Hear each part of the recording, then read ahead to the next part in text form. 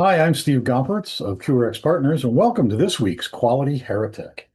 I want to touch this time on something related to medtech risk management, particularly as it applies to software as a medical device or software in a medical device, and that is the treatment of the probability of occurrence of harm for those types of software. Um, I picked this topic because last year I was working with a client and I sat in to observe some training they were doing. They were new to med tech and they were doing a lot of training of their personnel who had been doing high tech software development and product development for a long time. And now they were stepping into the medical device realm. And so they brought in some other consultants to teach them about software development in that area, and particularly in risk management.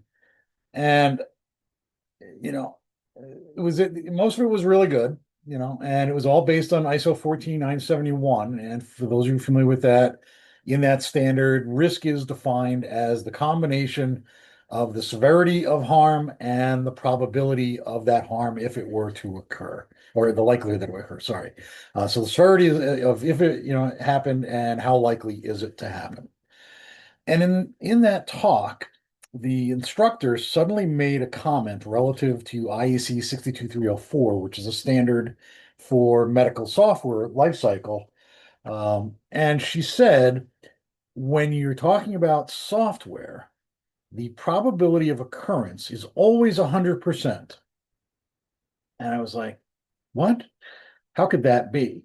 And even to their credit, a lot of the people who were attending kind of pushed back and said, that doesn't make sense to us. Why would that be? And her explanation was, well, because software, once you design it, always operates exactly the same way. Therefore, the probability is always 100%. And they kind of pushed back correctly, as I thought. And I kind of stayed quiet because I wasn't really attending, I was just observing.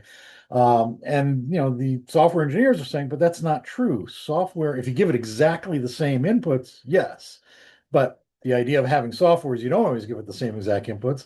So it will not always respond in the same way, particularly when we're talking about AI-based software. So I thought they did a good job of pushing back against her, but she stood her ground and said, no, it says it right in the standard IEC 62304. And I went, okay, I got to do some research. So I go to 62304 and I find what she's referencing. And in section 4.3a, I'm paraphrasing what's actually in there, but it has a statement along these lines saying that if a hazard arises from software failure, then probability is 100%. And I thought, oh, okay, why would they say that? That's just, I'm sorry, but that's just wrong. Right? It just isn't right at all. And so I started to think more about it and I started to read some more about the standard. And what I realized was what they meant was that if the software has a particular hazardous situation, right? We talk about hazards, hazardous situations, right? That's what gets you to a harm. That because of the way the software is designed, if it now has this hazardous situation built in as part of its functions or features, then yes, it's there 100% of the time. But that's not the same as the probability of the harm occurring. Okay.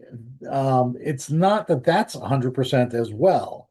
And so if you go back to 14971, well, before I go there, and the IEC figured out that were misleading people on this. So, apparently it's getting back to them.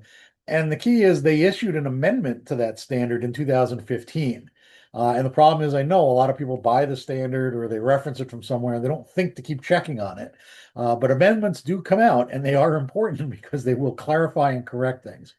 And so they did clarify in that 2015 amendment, that's not what we meant, right?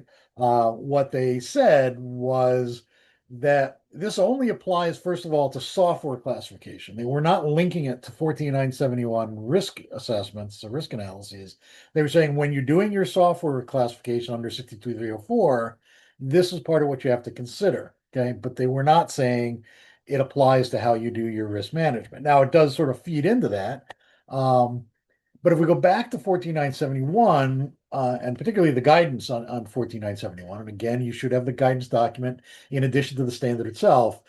The discussion there is that probability has two components. P1, you hear us talk about P1 and P2.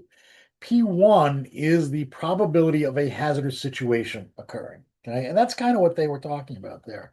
That if you design in this hazardous situation to the software, of course, it's always there now. When I teach my classes, I usually use electricity as an example of a hazard. And a hazardous situation could be I'm lazy and I don't pull plugs out of the wall by grabbing the plug. I actually pull on the cord. And over time, I cause that to separate from the plug. And now there's an exposed wire. That's a hazardous situation. But it doesn't mean harm is going to occur. It doesn't mean I or anybody else are going to get electrocuted. Other things have to happen. But P1, right, that's a certain probability that that situation could occur, you know, right? Now raising the probability of harm. But then P2 is then what's the likelihood that that becomes an actual harm? I'd have to actually, or someone would have to actually touch those exposed wires, right, to get zapped. They'd have to hold on to them to get electrocuted or burned, right? There's a whole bunch of other pieces in the situation, the sequence of events that needs to occur for that hazardous situation to turn into an actual harm. And so that's really important here in our discussion of software that yes, and like anything, if you design in a feature that becomes the hazardous situation, then yes, P1, has been achieved, right? And essentially, if you've designed it in, and that's just how it works, you've now made P1 100%. Um, so yes, I get it. For software as a medical device and software in a medical device, we're only saying that P1 becomes 100% in that case. P2 is going to be something different. You have to figure out now, how does that hazardous situation turn into a harm? And what are the different pathways there? And what are the different probabilities? And so now it becomes something different. So you've designed in this feature that is hazardous by nature. So that's P1 is 100%. And now you think about the ways in which it could become a harm, and maybe there's a 1% chance, of a certain event, further events happening that turn it into a harm. And now 100% times 1% is still, it's just 1%, right? But based on the way that person was teaching that course, they were implying that probability P as a whole is 100% when software is involved. And that's just incorrect. So I really hope we get some discussion going this week. I'd really like to hear if anybody's working, in an organization that is treating P for software as 100%, or if you've managed to work your way around that and everybody's smarter as a result, or how are you addressing that? So, as always, it would be great to see some comments on this and get a discussion going. Otherwise, I'll see you at the next Quality Heretic.